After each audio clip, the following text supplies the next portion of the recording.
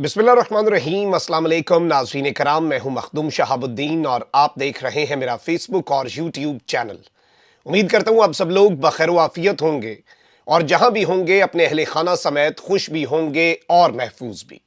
नाज़रीन कराम, एक जानिब तो अगले 3 दिन इमरान खान की गिरफ्तारी किसी भी वक्त मुतवक्के है, तो वहीं दूसरी जानिब तमाम तर स्टेक होल्डर्स इस वक्त डट चुके हैं कि चाहे आईन और कानून की धज्जियां उड़ा दी जाएं, लेकिन ना सिर्फ आईन और कानून की खिलाफ वर्जी करनी है, इंतखाबात नहीं कराने, बल्कि इमरान खान को खत्म करने के लिए सियासी तौर पर हर मुमकिन हद तक भी जाना है। लेकिन इस सब के अंदर बरोज जुम्मा सुप्रीम कोर्ट ऑफ पाकिस्तान ने रंदा फेरा है। 90 दिन में इंतखाबात और तबादलों के मामले पर ना सिर्फ सुप्रीम कोर्ट ऑफ पाकिस्तान ने इंपोर्टेड टोले और इनके सहूलतकारों को एक सरप्राइज दिया है, बल्कि अगर यह कहा जाए कि सुप्रीम कोर्ट से पाकिस्तान तहरीक इंसाफ के लिए ताजा हवा का पहला झोंका आया है और लोहा गर्म देखते हुए सदर मुमलिकत डॉक्टर आरिफ अलवी ने भी कार्रवाई डाल दी है और अब फरार जो है ना वो बहुत मुश्किल होने जा रहा है। जबकि इलेक्शन कमीशन के हवाले से मेरे पास कुछ एक्सक्लूसिव डिटेल्स हैं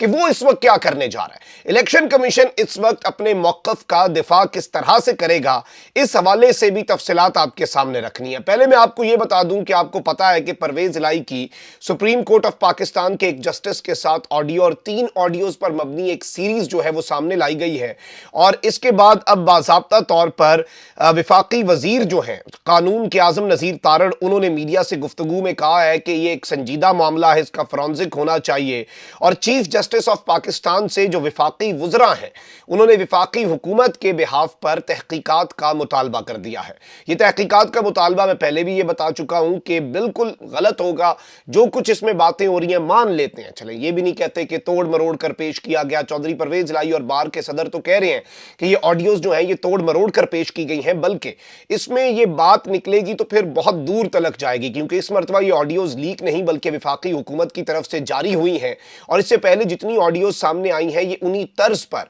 और उन्हीं ऑडियोज के बिल्कुल वही मामलात हैं जो इमरान खान की वजीर आजम ऑफिस में ऑडियोज लीक हुई थी आजम खान के साथ किस्तवार। वही स्ट्रैटेजी है बेसिकली और इंटरफेस वही है। तो इस सब के अंदर सुप्रीम कोर्ट ऑफ पाकिस्तान को कार्रवाई भी करनी चाहिए, तहकीकात भी करनी चाहिए, लेकिन जब सुप्रीम कोर्ट सुओ मोटो लेकर तहकीकात करेगा फिर यह भी पता लगाया जाएगा कि ये ऑडियोज लीक कौन कर रहा है, कौन अपने आईन और कानून और अपने हल्फ की खिलाफ वर्जी कर रहा है। अच्छा, अब यहां पर मैं आपको यह बता दूं कि इलेक्शन कमीशन जो है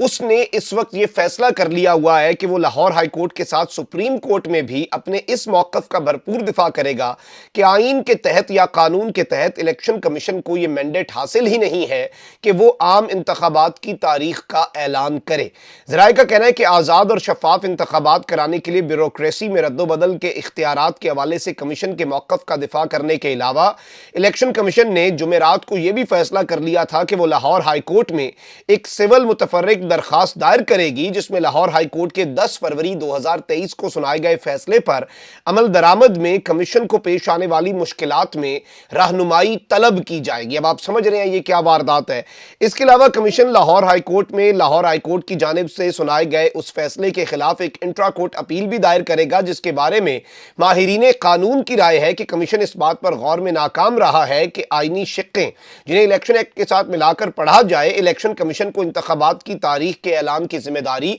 नहीं देती। तो ये इलेक्शन डेट जो है ये इलेक्शन कमीशन ने नहीं देनी। इलेक्शन कमीशन को लाहौर हाई कोर्ट ने हिदायत की थी कि पंजाब असम्बली के इंतखाबात की तारीख का ऐलान किया जाए और नोटिफिकेशन जारी करते हुए वजूहात बताई जाएं और गवर्नर से मुशावरत की जाए, क्योंकि वो सूबे के आईनी सरबराह हैं। अब यहां पर इलेक्शन कमीशन ने इलेक्शन तारीख से मुतल्लिक सिंगल बेंच के फैसले के खिलाफ इंट्रा कोर्ट अपील जो है वो भी लाहौर हाई कोर्ट में दायर कर दी है। यानी अब ये तारीख का जो ऐलान है बेसिकली ये नहीं करना चाह रहे। आइन के मुताबिक इलेक्शन की तारीख देना इलेक्शन कमीशन का इख्तियार नहीं है, ये दरखास्त गुजार का कहना है और अदालत इलेक्शन की तारीख से मुतल्लिक सिंगल बेंच का जो फैसला है वो कल अदम करार दे। अब एक जानिब तो आप देखें कि ये सब किया जा रहा है, वहीं दूसरी जानिब الیکشن کمیشن کا یہ موقف کہ الیکشن کی ڈیٹ دینا ہماری ذمہ داری نہیں، یہ ایک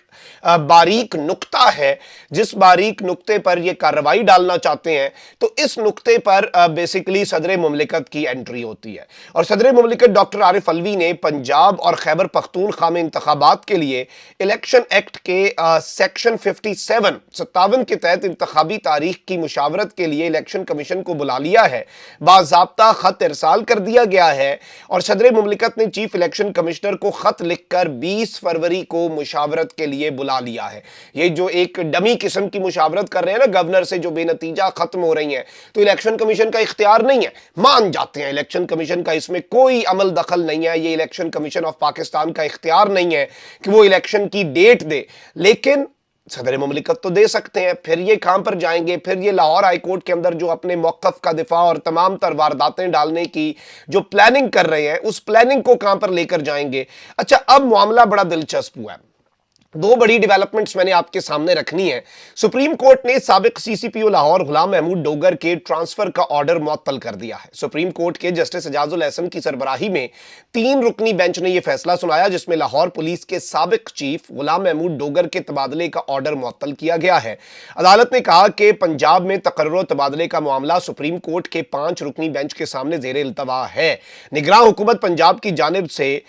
تقرر و تبادلے کا معاملہ 5 رکنی لارجر بینچ کو بھیج رہے ہیں۔ اچھا، اب اس کیس کا پس منظر کیا ہے؟ کیوں یہ اتنا بڑا دھچکا ہے؟ 5 نومبر کو وفاقی حکومت نے governor house per P T I کارکنان کی جانب سے دھاوا بولنے کے بعد اس وقت کے سی سی پی او لاہور، جب پی ٹی آئی کی گورنمنٹ تھی، غلام محمود ڈوگر کو معطل کر دیا تھا اور انہیں اسٹیبلشمنٹ ڈویژن رپورٹ کرنے کی ہدایت کی تھی۔ وفاق کی جانب سے معطلی کے باوجود غلام محمود ڈوگر نے عہدے کا چارج نہیں چھوڑا تھا، جبکہ انہوں نے اپنی معطلی کو لاہور ہائی کورٹ میں چیلنج کیا۔ اس وقت کی پنجاب حکومت نے بھی غلام محمود ڈوگر کی خدمات، یعنی پی ٹی آئی کی گورنمنٹ نے ان کی خدمات وفاق کو واپس کرنے سے انکار کر دیا، جس پر وفاقی حکومت نے سی سی پی او کو ایک وارننگ لیٹر بھی جاری کیا۔ تاہم بعد میں یہ معاملہ سپریم کورٹ پہنچا تھا، جس کے بعد عدالت عظمیٰ نے غلام محمود ڈوگر کو ان کے عہدے پر واپس بحال کر دیا، اور گزشتہ ماہ 23 جنوری کو ایک بار پھر پنجاب میں نگران حکومت کے قیام کے بعد غلام محمود ڈوگر کے تبادلے کا حکم جاری کیا گیا تھا۔ یعنی یہ آدمی اتنا کھٹکتا ہے کہ اس کے لیے وفاقی حکومت اتنی محنت کرتی رہی،